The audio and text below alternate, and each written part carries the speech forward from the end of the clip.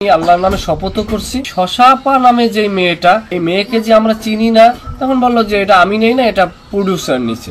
শশা আপাকে নাটকে সুযোগ দিতে গিয়ে চরম বিপাকে পড়তে হয়েছে পরিচালককে। হ্যাঁ ভিউয়ার্স, কিন্তু প্রশ্ন হলো কে সেই পরিচালক এবং কিসের চুক্তিতে সে শশা আপাকে নিজের নাটকে কাজ করার সুযোগ দিয়েছে? জানেন কি সেই সব খবর? চলুন বিস্তারিত জেনে নেওয়া যাক। সম্প্রতি শশা আপার একটি শুটিং করার ভিডিও সামাজিক যোগাযোগ মাধ্যম জুড়ে ভাইরাল। তারপর থেকেই সেই নাটকের পরিচালকের দিকে আঙুল উঠেছে। শশা আপার সাথে গিভ অ্যান্ড টেক অফার দিয়ে নাটকে কাজের সুযোগ দিয়েছে পরিচালক, এমনই তথ্য মিলছে বিভিন্ন সূত্র ধরে। পরিচালকরা ছোট ছোট অভিনেত্রীদেরকে বড় বড় প্রজেক্টে অভিনয় করতে দেওয়ার সুযোগ দেওয়ার নামে গিভ অ্যান্ড টেক অফার করে, এটা তো মোটামুটি আমরা সকলেই জানি। আর আমাদের শশা আপার জন্য গিভ অ্যান্ড টেক অফার পাওয়া তো স্বপ্নের মতো, কেননা এর মাধ্যমে খুব দ্রুতই সে বড় নায়িকা হয়ে যাবে, এমনই একটি স্বপ্ন ছিল তার। তবে তার সেই স্বপ্ন বোধহয় এবার আর বাস্তবে রূপ নিল না।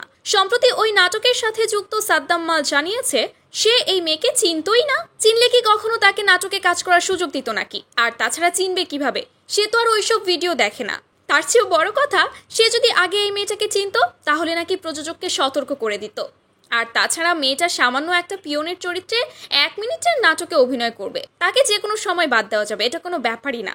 এমনই কথা বলেছে সাদ্দাম মাল। শশা আপা নামে যে মেয়েটা, এই মেয়েটা হচ্ছে যে একটা পিয়ন ক্যারেক্টার করছে, পুরো গল্পে 1 মিনিটের অভিনয় করছে মেয়েটা।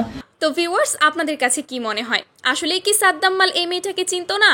আর আরেকটা বিষয়, এই যে মেয়েটা অনেক বড় নায়িকা হতে গিয়েও হতে পারলো না, এটা নিয়ে আপনাদের কি মন্তব্য? কমেন্ট করে জানাতে ভুলবেন না কিন্তু।